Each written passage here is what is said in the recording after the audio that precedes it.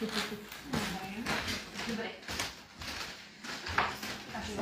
Идвам. Тъй като всички сме много ангажирани, имаме си други планове. Аз първо да благодаря, че успяхте да дойдете. Много се радвам. Създадах тази атмосфера, за да мога и да ви представя решенията, които изработвам в моята организация и лично аз като артист. И съответно пък, тъй като Recycle Art или по-скоро Upcycling Art е социално ангажирано изкуство, което иска да пресъздаде или по-скоро да даде фокус върху проблеми, които касаят околната среда, екологията и съответно не е достатъчно аз лично сама да си творя в ателието и да си създавам такива творения, после да правя някаква изложба, да продавам творенията и така нататък. Искам по някакъв начин да успея да провокирам хората към промяна на навиците и съответно организираме събития като това, за да се опитаме заедно да вземем решения, които биха били работещи модели и съответно да се опитаме да ги защитим и да искаме да бъдат приложени. За това аз днес ще ви разкажа за един зелен фонд, който много ще се радвам да може да бъде случен, но в крайна сметка заедно с вашия опит, знания, можем заедно на една градивна дискусия да направим. Първо да ви кажа да се почерпите с домашната лимонада на чайната, която приготвиха, съответно и с сладостите и плодовете, които съм ви донесла. Плодовете съм ви донесла по този начин. Може да оставите в кутията обелките, които после ще се взема за компостера вкъщи. Успявам да оползотворя обелките от плодове и зеленчуци в домакинството. Въпреки напрежението, което се създава в семейството или съседите, какво е това нещо там, кушията си помисли, че е барбекю.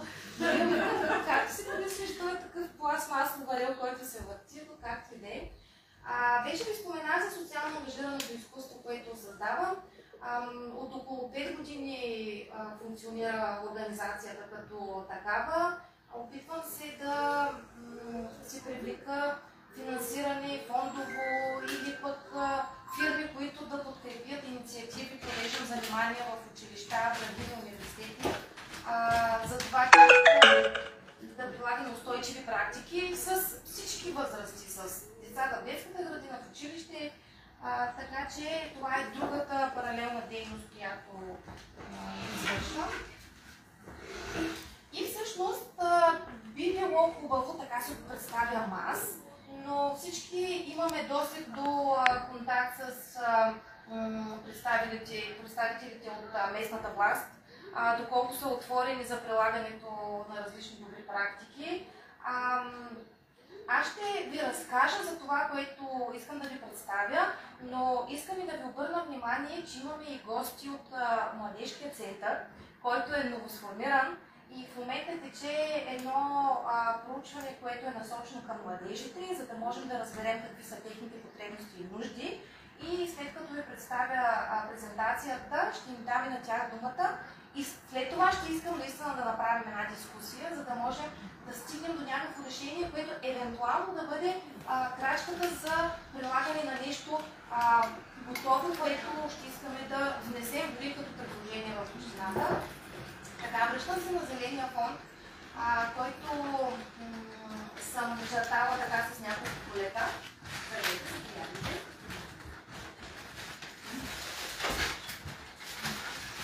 Първото, което много ми се ще да се случи, като съм написала устойчиви практики в супермаркетите, имам предвид да се случи точно устойчиви практики в супермаркетите.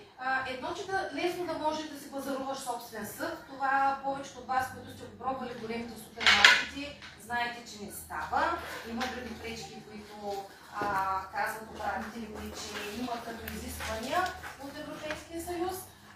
Но в по-малките магазинчета може да се приложи.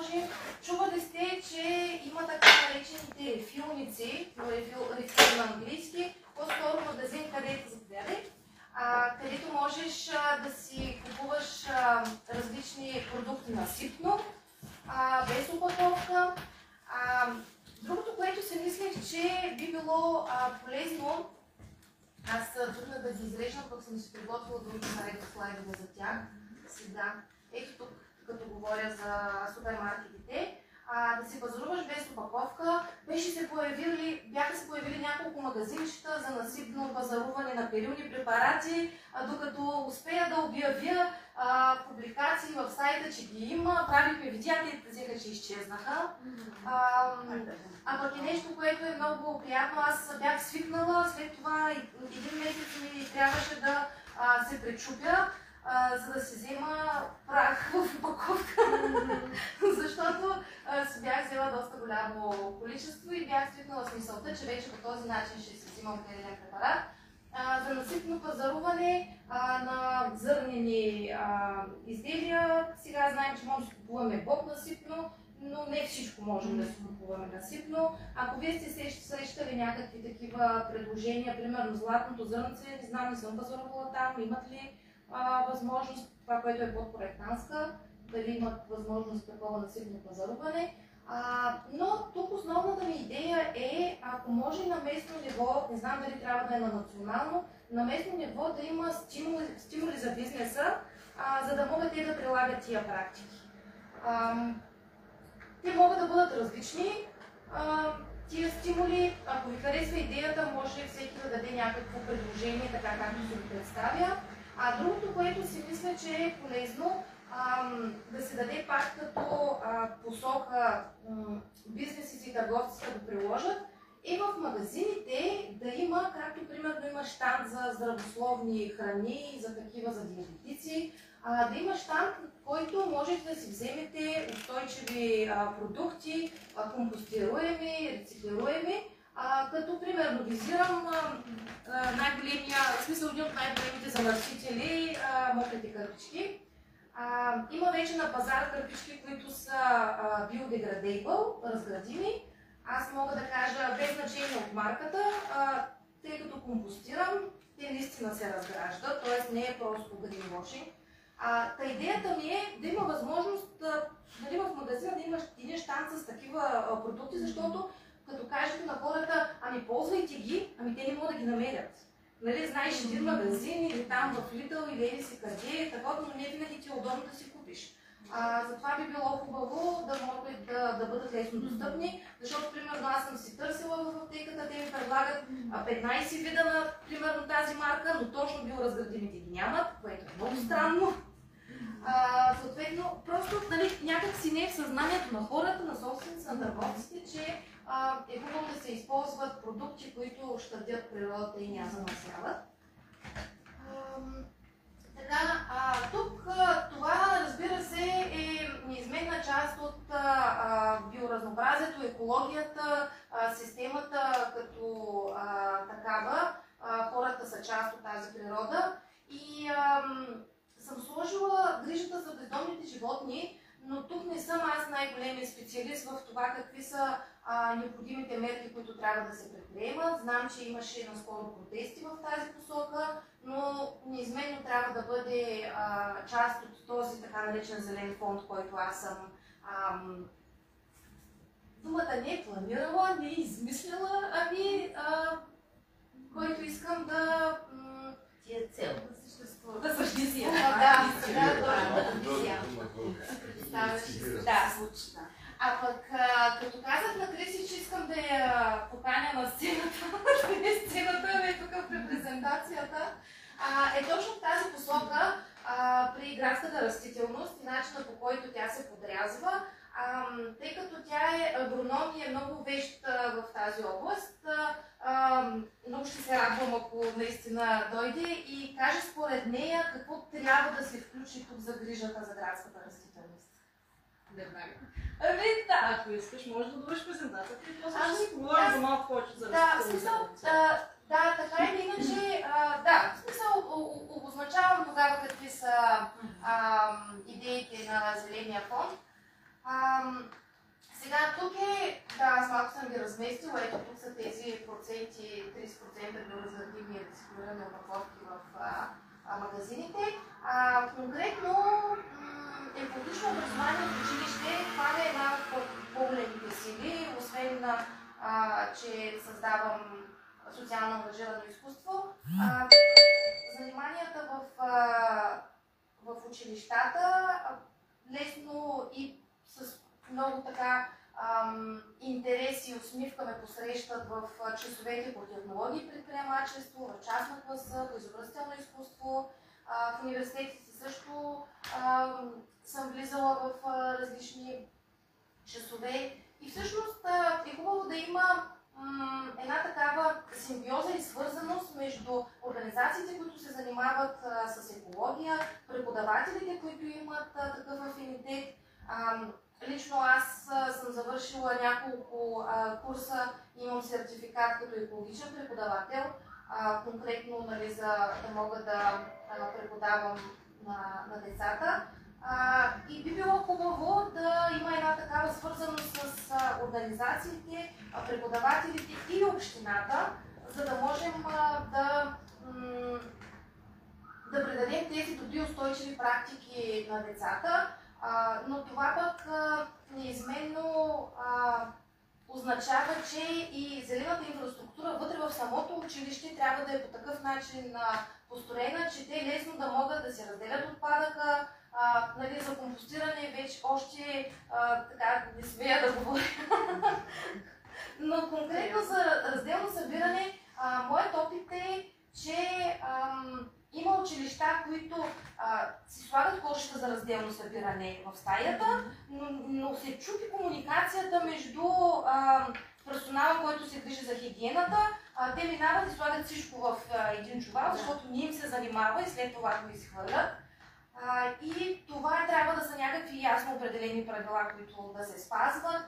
Дали ще имат необходимост от конкретни зелени контейнери, в смисъл цветни контейнери в територията на самото училище, защото фирмата за разделно събиране казва, ние нямаме право да ги сложим вътре, училищата казват, ние нямаме право пък, в смисъл не сме се занимавали такава процедура да тръгнем да търсим как точно можем да получим и схвърлят отпадъците си в цветните контейнери, които са за граждани. И това би било хубаво да бъде ясно разграничено. Така, и всъщност аз вече ви дадах посока конкретно какво цели това социално ангажирано изкуство. Преди повече от 7-8 години така възникна от мен интерес, когато попаднах на ето тази дама Джейн Пенкинс. Тя е от Англия и всъщност създава много интересно и красиво изящно изкуство, като живопис, само с различни счупени играчки. Нещо рестартира това. Не е скъпачка. Не само скъпачки, това примерно в ляво, тези лица. Между другото, като я напишете или само Recycle Art, също ще ви излезе. Специално тя създава страхотни портрети. Наистина ги използва по този начин. Има и други артисти, но тя е от първите. Пък иначе тук с капачките, да, доста красиво изглежда, това е нейното лице, но аз съм на мнение, че тъй като разговаряме с други приятели, артисти, които включват отпадъчни материали в своето творчество, аз съм на мнение, че трябва да използваме за апсайклинг отпадъци, които така или иначе не се рециклират. А пък капачките знаем, че са от плътна пластмаса, която успява да бъде рециклирана и си е достатъчно скъпа, така че трябва да се включват повече нерециклируеми опаковки в този вид творчество. И другото, което липсва, е, че хората реално не знаят кое се рециклира и кое не. Една опаковка, примерно от тия шумолящите, там от вафли, чипсове, измиваше, почистваше, хвърляше, ама тя рециклира ли се, не се рециклира. Нали, в повечето случаи, тия, които са с смесени опаковки от няколко вида материал, те не се рециклират. И съответно все още има хора, които си мислят, че чашките за кафе са чисто картонени, но те няма как да са. Така. Интересувам се за различни модели, как може да се приложи така наречения метод замърсителя плаща. И ми е много любопитно как се прилага в различни градове. Наскоро, пред няколко дни, имаше едно много хубаво събитие на Биомрежа, в което участвах и там имаше представител на община Бяла. Те разказаха каква е посоката, по която са тръгнали да се опитат да прилагат различни методи, за да вкарат това, което се изисква от Европейския съюз. Не посмях да попитам представителите на община Варна какво мислят в тази посока и какво прилагат, просто защото се страхувах, че отговорът ще бъде, ми все още нищо не сме предприели. Много ми е болно, че нищо не се случва в тази посока. И всъщност колегите от За земята бяха провели една конференция, която е достъпна в техния YouTube канал. Може да се гледа. И там разказаха, че всъщност това е най-добрият метод, когато домакинствата си имат конкретни клетки, в които има контейнери за разделно събиране. Повечето кооперации, които са стари, имат такова, то не е точно дворно място, но място в операцията отзад, където не е като паркинг, но едно пространство, което е идеално за контейнери за разделно събиране. Сега новите кооперации не са такива, но дамата от Бяла каза, че вече го има като изискване при строежа да има такива, което трябва да се провери дали наистина е така. Но методите да си имаш клетка, кошове, контейнери за разделно събиране, съответно ако контейнерите не са, отпадъкът не е разделен вътре както трябва, самото домакинство да бъде санкционирано. Сега не знам точно как стои въпроса, нали, за цялата етажна собственост, но може би тук, ако едно семейство, ако контейнерите примерно имат разхвърлени отпадъци, има някаква нередност вътре, по-скоро трябва помежду си да търсят кой е нарушителя. Защото ако си къща с двор и си имаш контейнер, то е ясно, нали, че в твоето семейство някой е сгрешил, но когато ти дават цветни контейнери, ти се водиш така наречен абонат. Нали, както сме абонати на ВИК, както сме абонати на...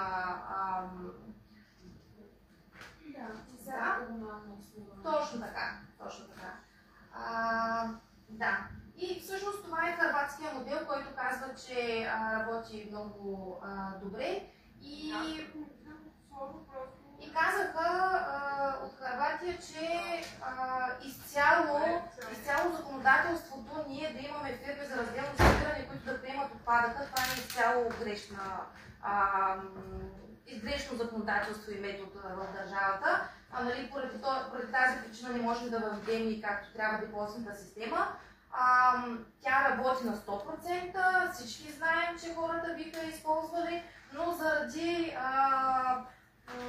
политически интереси на големите фирми, съответно това се бави като приложение и решение.